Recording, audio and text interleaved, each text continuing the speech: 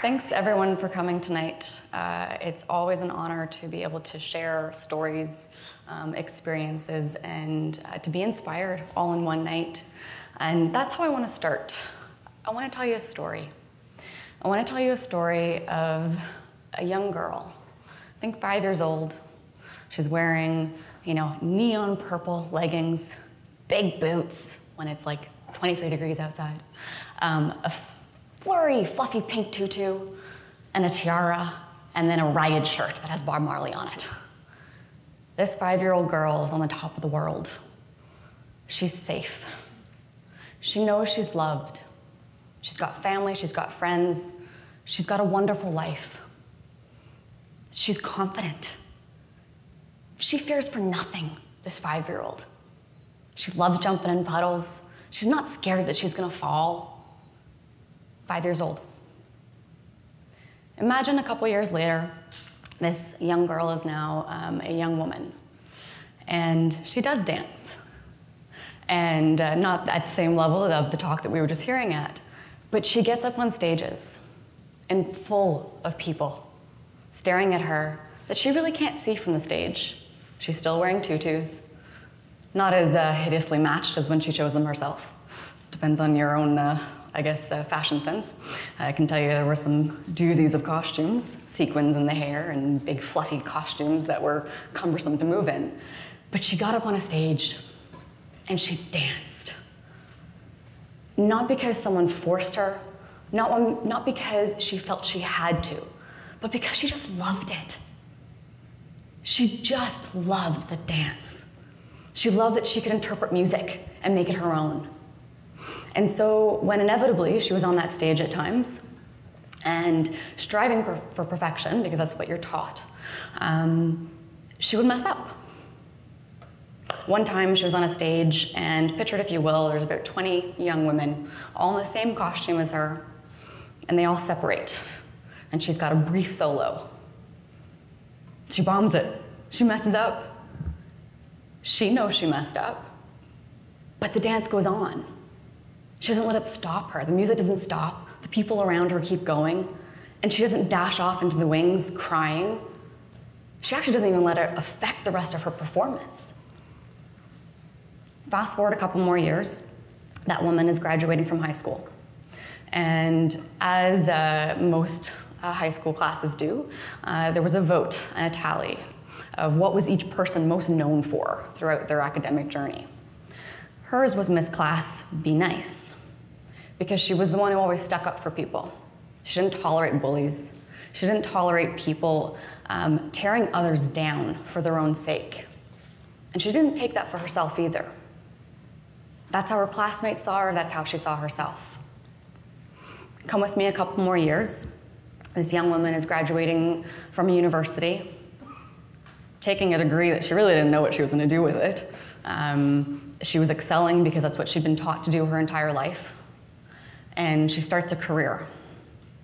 She's meeting lots of new people, some who are really, really smart, like so much smarter than her in different ways. And she's loving it. She's loving the challenge of getting to meet new people, to learn new perspectives, to take a chance at things that she'd never done before. She's in her zone still. She's still not fear of failure is not letting her stop her continuing to move on, even though at that point in time she made a choice to stay away from home. So she's no longer feeling necessarily as safe as she was when she was 5 years old. She's away from family, doesn't have the same support network as she used to have. But yet she's still okay, still doing really good. Fast forward a couple more years, and something starts to change. She's in a slightly different role in an organization, and she kind of doesn't know how she got there, actually. She loves the people that she's working with. She likes that, again, she's getting an opportunity to stretch her skills at the start. But something starts to happen, and she's not quite sure what it was. But slowly but surely, that young woman stops speaking out as much. She starts to actually shrink in a little bit on herself. She feels like she's been thrown under the bus a couple times. So she's not as okay to share what's really on her mind, or to voice that new idea, or to say, you know what, we should try doing this a little bit differently this time. And this goes on for a while. And to the point where this young woman doesn't really know it. And maybe actually her friends and family didn't see it at that point either. And then a stranger came into the organization. He came into her office, which, by the way, was a kind of in an industrial park that was not the most well ventilated, not the most well lit, right? But he came in and he sat down in a chair across from her. No sweet clue who this man is. She's not quite sure what he's about. And he tells her a story. And it went something like this. He said, you know, Chantal, I believe there are 3 kinds of people in the world. And there's a parade. The first group of people, they know there's a parade. They don't do anything about it. The second group of people, they know there's a parade, and they're there watching. They're there cheering. The third group of people, they're the ones in the parade. They're the ones marching, dancing to their own beat and to their own rhythm. And he asked me which one I was. At that point in time, at that point in my career, I was in the first bucket. And I didn't know how I got there, because it's not really who I was. And so I'm sharing that because it's my own story, so I can share that, as a means to be able to start to share with you the most profound impact that having a mentor has had in my life. Not just professionally, but holistically. Work is a big part of our lives now. I'm an entrepreneur. I'm building a business, helping people figure out what it is that they love and how to connect that to a career. I couldn't do that if I wasn't living that myself. But that version of me 5 years ago couldn't have done that either, because some stuff had gotten in the way, right? And so it took somebody else who wasn't in my head, who wasn't being really hard on myself, to reflect back to me something that I hadn't seen maybe in a couple years. To share with me a view of my own skills and what I was good at, and the things that I absolutely needed to work on in order to be able to move forward if I wanted to be in the parade. There was no judgment on which answer I gave. There was no condition attached to that relationship. There was no answer given, just questions. The ability to have somebody in your life, and I feel very blessed to say that I've got several individuals who I consider mentors of mine, who can be that mirror for you when you can't be that for yourself, who's gonna hold you accountable to who it is that you really are, what you really wanna do in this world, and help you move through your own stuff so that you don't get in your own way, or that you start to get in your own way a little bit less, or that you get out of your own way a little bit quicker. The reason that I chose specifically to talk about this from a female leadership perspective, I am a female. I've grown up in that world. I've grown up as a ballerina from the time I was 5 years old. We were taught to achieve perfection. There was a way ballerinas were supposed to look. Like, they showed us a picture. I never looked like the picture, ever, number one. But most of my friends didn't either. And yet we still loved to dance. But we knew that each of our teachers was holding us to a standard that was pretty darn close to perfection. They were all amazing teachers.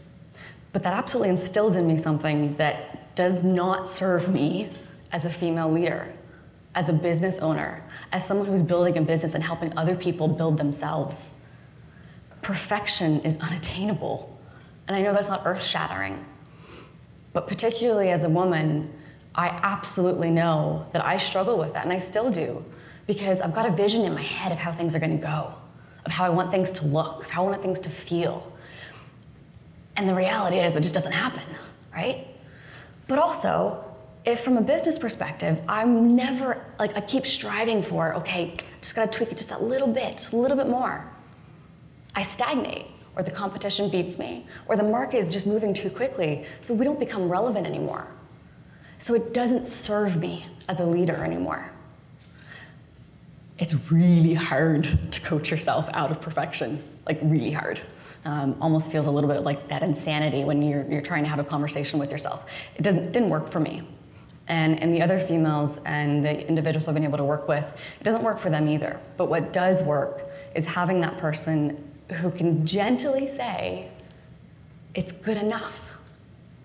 Or what else would you do if it did look perfect? What's missing?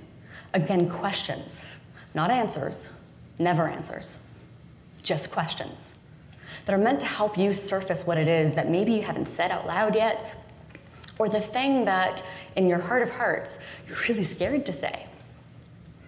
Having that support has been transformational for my life. It's allowed me to do what I do now, which I love. As luck would have it, I received a video from one of the first young professionals I started working with 2 years ago. And she's a young woman from China who grew up very differently than I did. And when we first met, we started having conversations around, I was actually at an International Women's Day event. And so we started having conversations around, who are you? What do you do? What's your story, right? The normal. And then she said to me something that at the time seemed so random.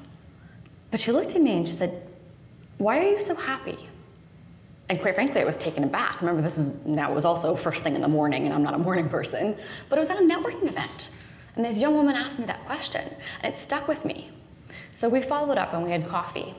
And we had several coffees over the last 2 years.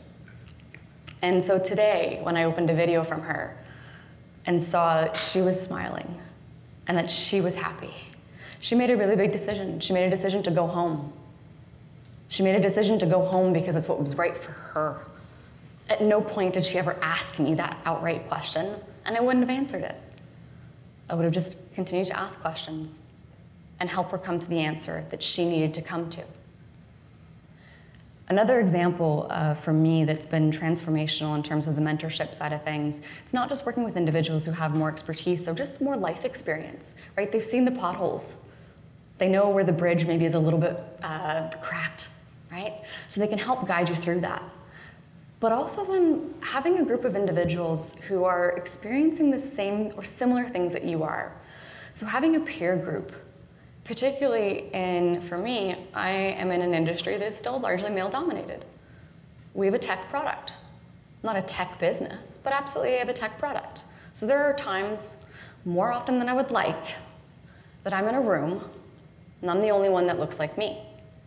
And so it's really been important to create space to have conversations that I need to have, but also, quite frankly, to bring others who are having similar journeys and trying to grow their leadership because they can see they have an idea of what they want that to do in the world. They want to have an impact, and they know that sometimes they can get in their own way because they're striving for perfect.